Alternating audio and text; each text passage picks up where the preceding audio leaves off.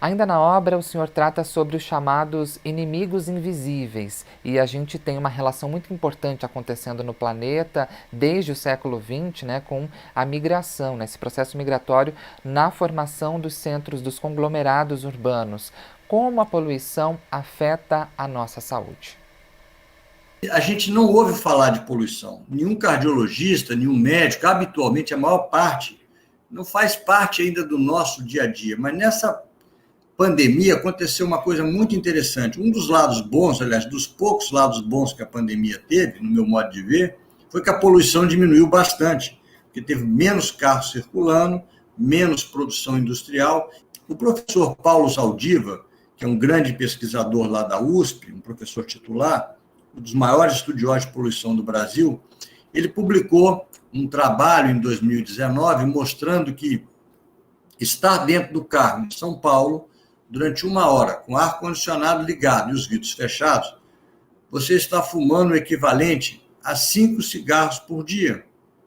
Então, a poluição hoje, ela é uma questão de ordem assim mundial, que todas as autoridades, as cidades, todo mundo tem que estar atento a isso. E nós ainda não temos um monitoramento, que eu diria, adequado, de forma efetiva. Você vai viajar um final de semana para um determinado local, você quer saber se o tempo está sol, se vai chover, se vai fazer frio, para você se preparar. Talvez se você soubesse que aquela cidade está muito poluída, você não fosse para lá. Então, a poluição é um desafio que cabe a todos nós. Sem falar na poluição sonora, é a poluição da luz, é a poluição ambiental e, por último, a poluição da informação. A gente recebe muita informação hoje. Isso, às vezes, causa um esgotamento na gente. Você abre o seu celular, abre o seu e-mail, não sei quantos e-mails, não sei quantas mensagens na caixa de postal, quantos WhatsApp. Esse excesso de informação também não é boa. E mais, muito do que circula nessa informação são fake news, notícias falsas. Às vezes você fica perdendo um tempo enorme com aquilo. Então, a poluição tem vários detalhes, não estou falando só da poluição ambiental, mas as outras formas de poluição também têm que ser motivo de alerta para a gente. Seguindo nesse raciocínio, chegamos ao capítulo 8. O senhor, inclusive, cita uma pesquisa da professora Sônia Lyubomirsky, que destaca a construção da felicidade sendo composta mais ou menos nessa estrutura, né? 10% por ações circunstanciais, por atitudes que são tomadas, mais 40% de atividades intencionais, ou seja, expressar gratidão, aprender a perdoar, e 50% no fator genético, ou seja, metade das atitudes, né, dependem só de nós mesmos, não de recursos. Seria esse um passo importante para a gente começar uma transformação no nosso organismo?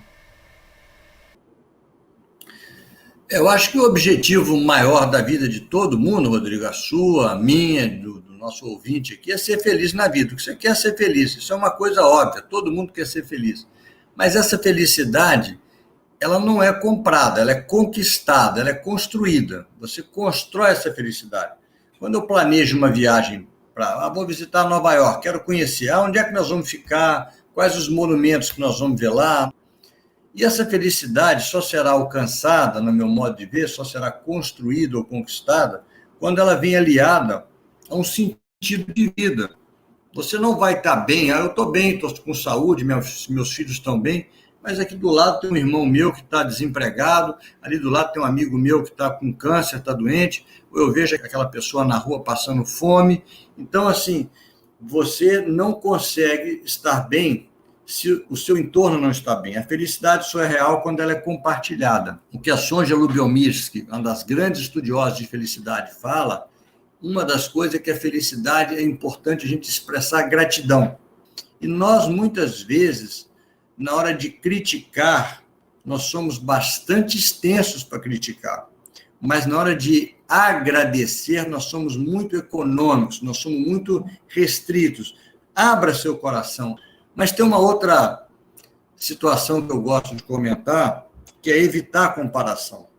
Evitar a comparação é fundamental para você ser feliz. Então, às vezes, é importante que a gente se volte para dentro da gente. Por isso que a meditação, o mindfulness, as próprias orações, momentos que a gente volte para a gente, que a gente busque a nossa felicidade interior, não fique buscando a nossa felicidade, colocando a nossa felicidade na mão de alguma coisa, de algum objeto, de alguém, né? Então, a gente tem que ter isso, sabe? Porque senão a gente está sempre querendo um patamar acima, e vai estar sempre infeliz. Às vezes a gente queima uma energia numa discussão, numa briga, querendo mostrar. Não importa, eu quero ser feliz. Isso acho que é muito importante, né?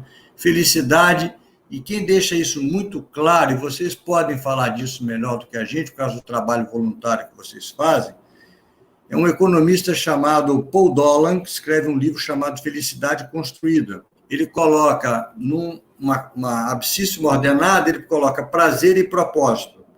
E a pessoa que tem alto prazer e alto propósito, mais alto prazer, mais alto propósito, são aqueles que fazem trabalho voluntário, né? No capítulo 9, o senhor destaca a longevidade sem segredos. Pensando nessa longevidade, o senhor indicaria uma escolha e uma renúncia que seria importante tomarmos para essa longevidade sem segredos? Olha, se eu tivesse que escolher uma coisa só, eu abro o capítulo de longevidade usando uma frase do Honoré de Balzac, né? O homem começa a morrer quando perde o entusiasmo, né? A gente precisa ter vida com sentido, vida com propósito, né? Então, acho que isso é fundamental. Mas a longevidade não tem uma receita de bolo. Tem uma parte genética, tem a pessoa que fez a prevenção, que teve bons hábitos, não é? Tem a pessoa que tem bom humor, tem a pessoa que come pouco, não é? A coisa mais importante, talvez, assim, sejam as boas relações sociais, os amigos, os irmãos, os fraternos. E eu vou citar para isso 2 exemplos. O trabalho que é coordenado pelo professor Robert Waldinger, da Universidade de Harvard, em Boston, que eles estudam, acompanham pessoas há mais de 80 anos. E as pessoas mais longevas, mais felizes, são as que têm boas conexões sociais. Ter amigos é fundamental, ter boas conexões sociais. E nessa pandemia, o que a gente está vendo é um isolamento social, uma desconexão social muito grande. E dentro dessa desconexão social, eu vou citar uma outra autora também de Boston, da Universidade de Harvard, chamada doutora Juliane Holt Lunstead, que ela há 20 anos estuda desconexão social, e ela fala que pessoas isoladas, desconectadas, têm o mesmo risco do que fumar 15 cigarros por dia. Então, olha que a gente começou falando aqui nesse bate-papo, a gente falou de emoções positivas, emoções negativas, falamos de poluição, falamos de doenças do mundo digital, mas estamos falando agora de conexões sociais. Isso não depende de dinheiro, né? Então, assim, o ser humano ele é gregário, ele precisa de estar junto. Claro que uma boa genética ajuda, uma pessoa que teve bons hábitos ao longo da vida ajuda, claro que você fazer atividade física, não fumar, tudo isso é importante. Mas eu diria que ter boas relações sociais, bons amigos, te protege, dá uma imunidade. E a grande renúncia é que a gente, às vezes, tem que... Vou dizer para você que cada um tem a sua renúncia é pessoal, né? Às vezes, no meu caso específico, a minha grande escolha foi a medicina, aos 17 anos. E foi uma escolha muito difícil, Rodrigo, porque eu era um bom aluno em matemática, um bom aluno em física, mas não era um bom aluno em biologia. E o pessoal da matemática e da física ia para a turma de engenharia. Antigamente você era direcionado nos cursinhos, vamos chamar assim. E o que era em biologia bom, em química, ia mais para a área da saúde. Então, eu fui direcionado no cursinho para a área da engenharia, porque eu era bom aluno nessas disciplinas. E eu queria fazer medicina. Então, me submeteram a um teste chamado, na época, teste psicológico, aquela para ver a profissão que você queria escolher e tal, não sei o quê, e deu para mim fazer engenharia. E eu cheguei para o meu pai e falei, pai, eu não quero fazer engenharia, eu quero fazer medicina. Filho, mas o seu teste, a sua avaliação psicológica mostrou aqui que você é mais para lá, vamos esperar mais um pouco, veja, espera. Eu fiz um segundo teste e deu realmente que eu tinha que ir para a engenharia. E a minha grande escolha foi a medicina, com a qual sou muito feliz. Ainda bem que eu escolhi a medicina, adoro ser médico, quero morrer fazendo medicina. Mas, ao mesmo tempo que a medicina foi a minha grande escolha, foi a minha grande renúncia, né?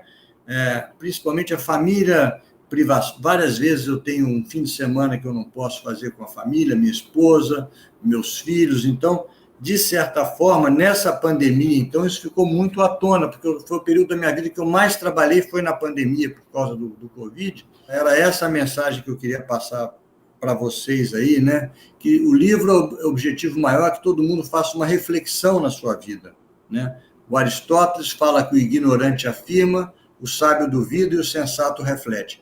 O objetivo do livro é só fazer uma reflexão, o que está bom na sua vida, mantenha. O que você acha que possa melhorar, seja na alimentação, seja no sono, seja no exercício, cada um na leitura, né? Ou tirar umas férias, cada um vai tentar fazer uma reflexão. Se alguém conseguir fazer uma reflexão e melhorar um pouquinho a sua vida, o livro já terá atingido o seu objetivo, né?